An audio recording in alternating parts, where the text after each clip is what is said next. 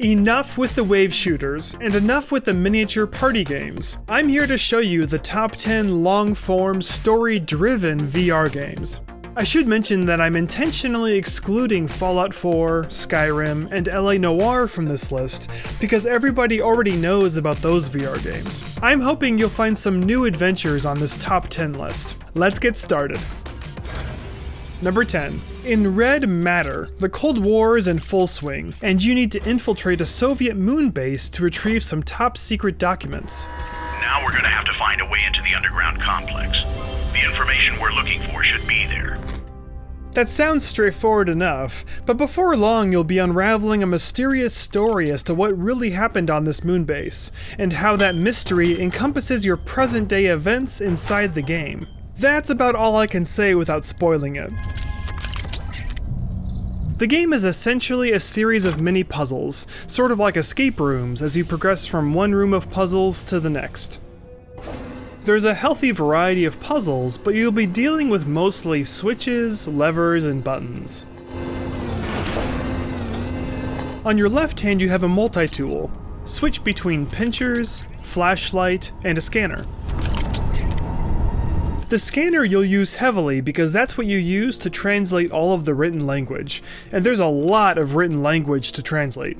At first I thought that would be tedious, but in the end it didn't bother me as it felt realistic having to do that inside a Soviet base. For a while things seem straightforward, but then the story takes a supernatural turn. I don't want to ruin anything, but you should know that there are some startling moments. Nothing terrifying, but definitely spooky. It took me 2 hours to beat the game, and I had a good time. The regular price is $25.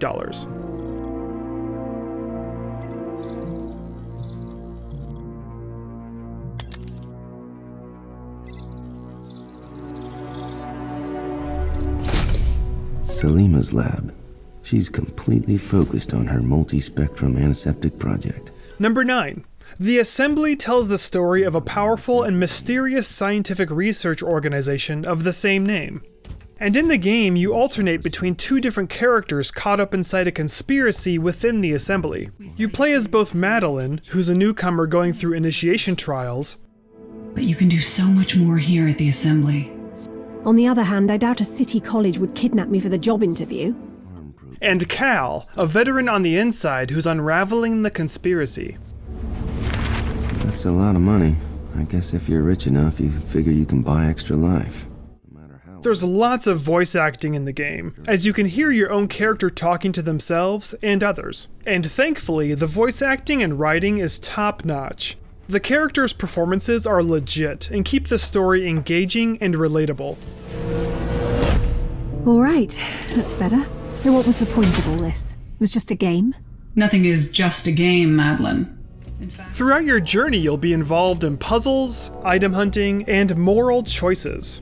I think this game was originally made for flat screens and then later adapted for VR because you use the motion controllers like laser pointers whenever interacting with objects. But I actually don't mind that in this game since you're searching through a lot of cabinets and containers looking for items and clues, and the laser pointer control scheme helps speed that up. Oops, Ash's latest plant medicine killed the virus. This was one of the first VR adventure games that I bought, and I have a real soft spot for it. I've played through this game 3 times, and I find it a lot of fun. The first time I played this, it took me almost 5 hours to beat. The regular price is $30. Salima, this is Dr. Chavez. I need to know if your antiseptics are at human testing stage yet. My team is suffering daily claw and beak attacks, so they'd be perfect subjects. Call me. Extension 174. And that, Chavez, is what they call irony.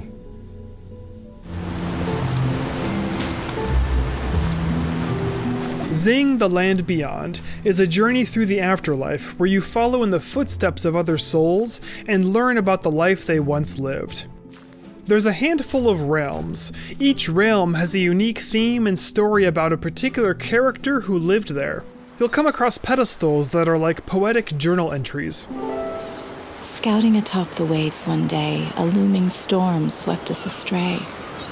We screamed and gasped to stay alive, but in the end, only I survived.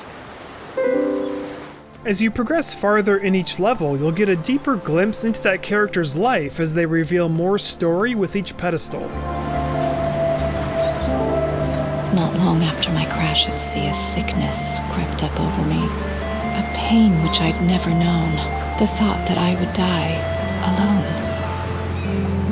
alone. Most of the characters' stories are tragic, but they also teach valuable lessons. After finding hidden items inside the realms, you'll unlock more miniature story journeys as well. A bitter landscape frosted white, she grew up in this icy cold. A glowing flame her one refuge, in a place where most died before growing old. As far as the gameplay goes, it's a puzzle exploration game. The puzzle mechanics utilize the environment in creative ways. You have the power to change the environment from daytime to nighttime, change the weather, etc. And those elements are necessary to solve the puzzles and progress further. This game is gorgeous and zen-like, unless you're frustrated by a puzzle, which definitely happened to me a couple of times. But most of the time it's relaxing, thoughtful, and contemplative. It took me about 12 hours to beat the main game, and many more hours to achieve 100% completion. For all the content, it's a great deal at $20, since it's a massive game with many stories to tell. My name was Sarid, King of Kings, prophesied to rule all things, the wind that wore down mountains tall. Before my feet, the world would fall.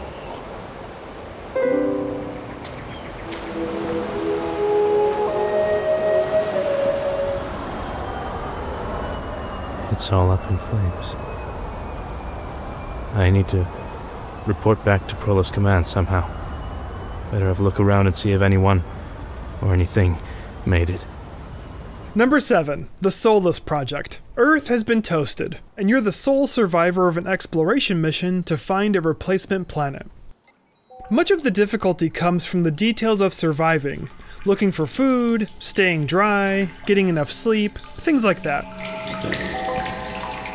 But I chose to play it on 0% difficulty, which removes almost all of the survival elements. For me, that provided the most enjoyment since I could spend my time exploring and getting to know the story instead of fighting for my survival. But if that's your thing, you can certainly play that way.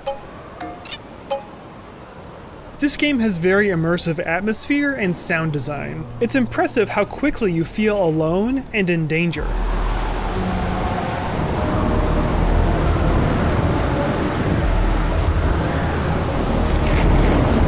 It can feel pretty spooky at times, and there's one point where creepy dolls come alive and follow you, but most of the time it's solo exploration.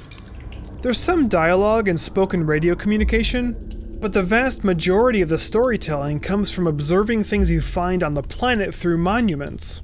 It's like Indiana Jones in space, but without the action.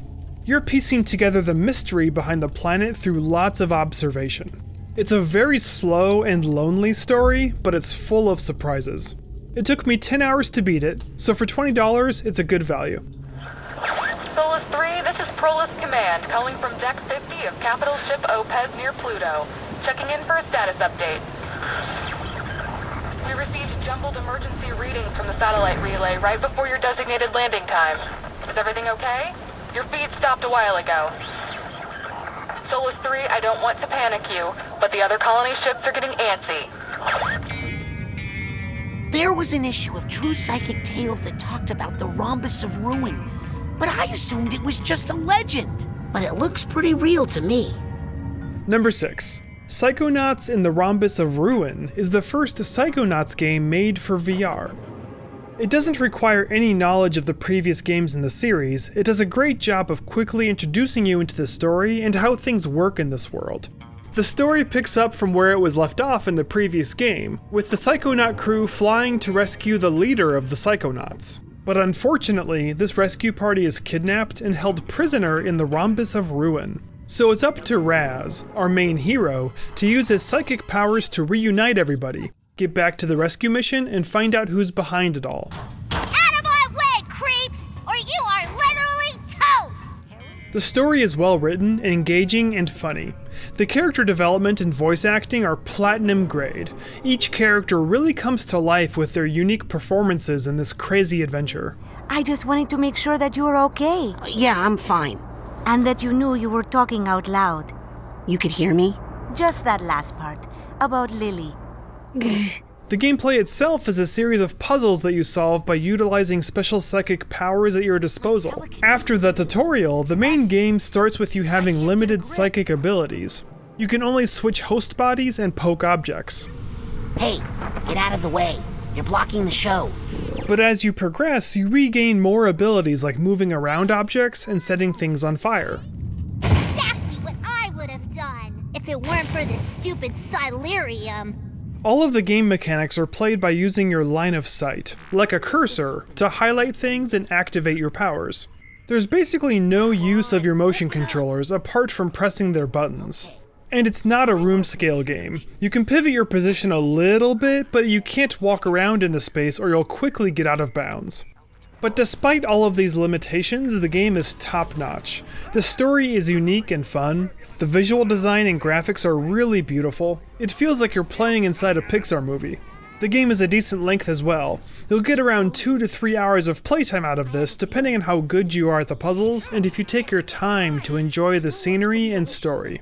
So despite the limited VR utilization in this game, it feels like a highly polished AAA title. It's a fantastic story-driven puzzle adventure. The price is $20. That's my dad's old music box. That's beautiful, Lily. It used to be my grandma's. What's a family heirloom doing locked up in the jet? No idea, but I'm glad it's here.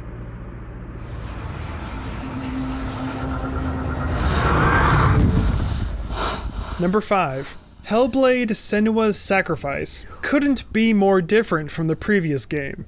It's a narrative journey through the eyes of a warrior in her struggle with mental illness and her quest to redeem a loved one. In its portrayal of mental illness, the game is awash with voices and narration. You get to witness firsthand her struggle amid the noise and confusion. Senua, what's up there? That's the way. Early in the game, you meet her mentor. He's a welcome voice in this dark place, as he gives encouragement and fascinating backstory to the world. The Northmen say you must sacrifice in order to receive. They tell how the runes were revealed to Odin only in sacrifice. He hung himself from the world tree, and he stabbed himself with a spear, and he dedicated the sacrifice to himself. While playing this game and joining Senua on her journey, I felt empathy for her character in a way I haven't felt before. This game in VR is something truly special. It's also unique in its third-person perspective for a VR game. Instead of actually being the character, you are observing like a floating camera. As such, it doesn't use motion controllers. You'll need to use a gamepad or keyboard and mouse. Can't just wish things away. The gameplay is a mix of platforming, line-of-sight visual puzzles, and exciting combat. It is a spooky experience, and the minimum specs to run the game are high, but for an immersive journey, there's nothing else quite like it. It's a dark and heavy story, no question, but it's also very powerful storytelling. It'll take you about 7 hours to beat, and the regular price is $30. What's she doing? Why is she doing this? Why doesn't she turn back? She's doing this for him.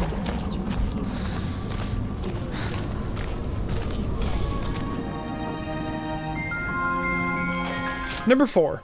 Torn is a narrative mystery in which you explore the abandoned mansion of Dr. Talbot.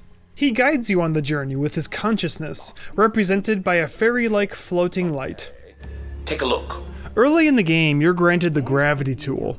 It can move almost any object, and you'll be using it a lot throughout the game.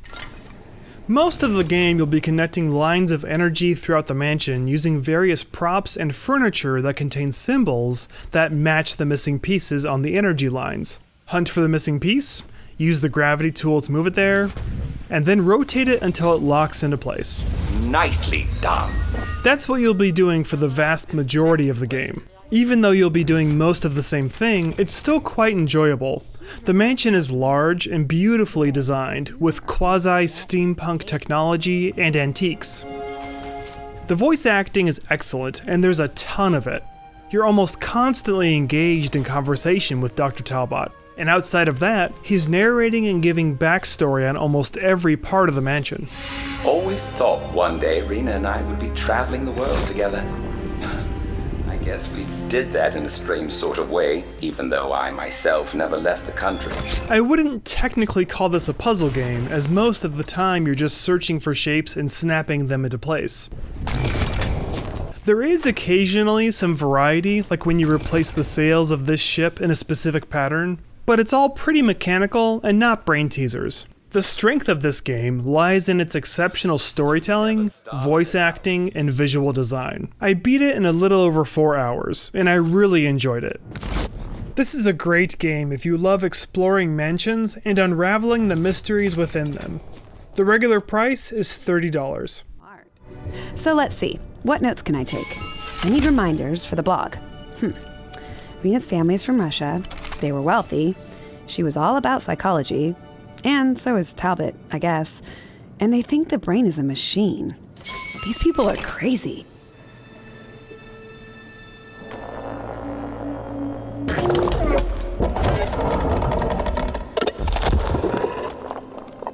Number 3.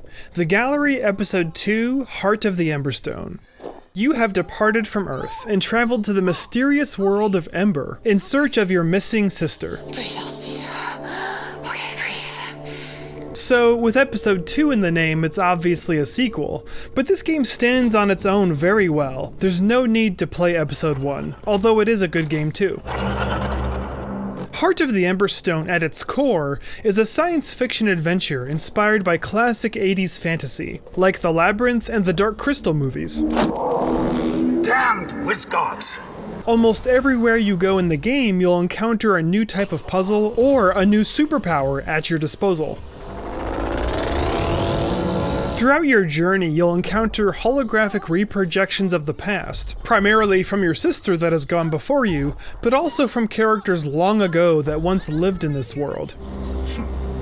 Mother's mind was made up the minute I was born. She was a complicated woman, but deep down, I think don't do that! Beyond the character scenes, there's even more story to be found in the books and tablets that you'll find in almost every room.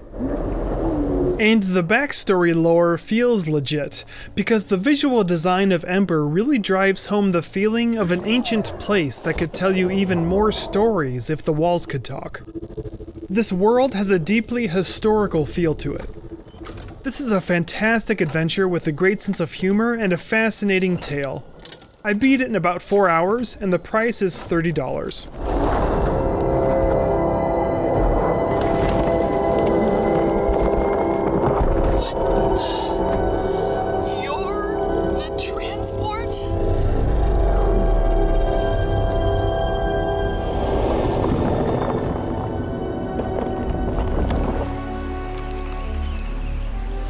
Number 2. Moss tells the tale of an unlikely hero. A mouse named Quill is chosen to rise up and fight against an evil force. And the game literally starts with opening a storybook. What came from those dark, starless skies would change the world of Moss forever. It's a platforming adventure, but it's actually much more than that, since it tells the story of Quill facing adversity against impossible odds. And you yourself are actually involved in the story as well. You play a mysterious character that teams up with Quill, and besides controlling Quill, you also use your hands to manipulate objects and solve puzzles. Absolutely everything in this game is well done, but by the end I was so enthralled with the story that I was 100% rooting for Quill, and I couldn't wait to see how it ended. It's full of character, charm, and hope. It's simply one of the very best VR games out there. I can't recommend it enough. I beat it in about 3.5 hours, but there's many hidden items to find which can add to your playtime. The regular price is $30.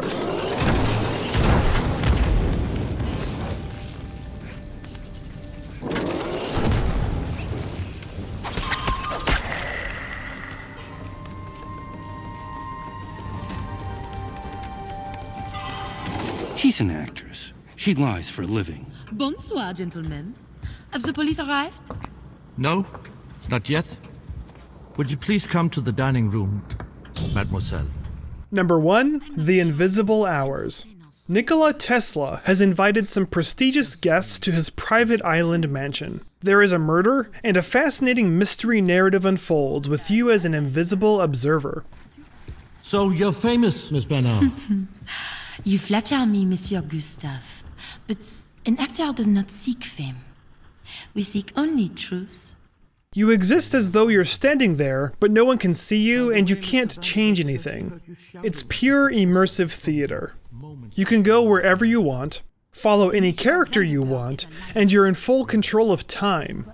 You can pause and resume the story, rewind, and fast forward. The writing is top-notch, with both the overall plot and the character dialogue. The voice acting is also excellent. It never felt campy, and the characters had me engaged from the very beginning. You know the house.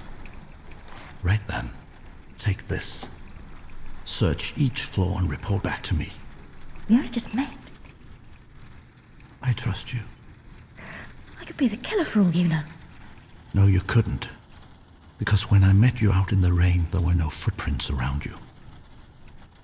As the plot thickens, the individual characters' stories get really interesting, and I was surprised quite a few times.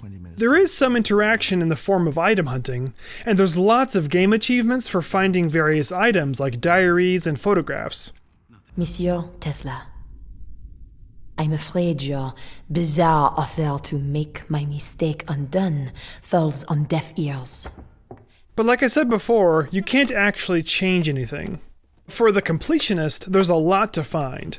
The mansion is huge, with many rooms and secrets to find.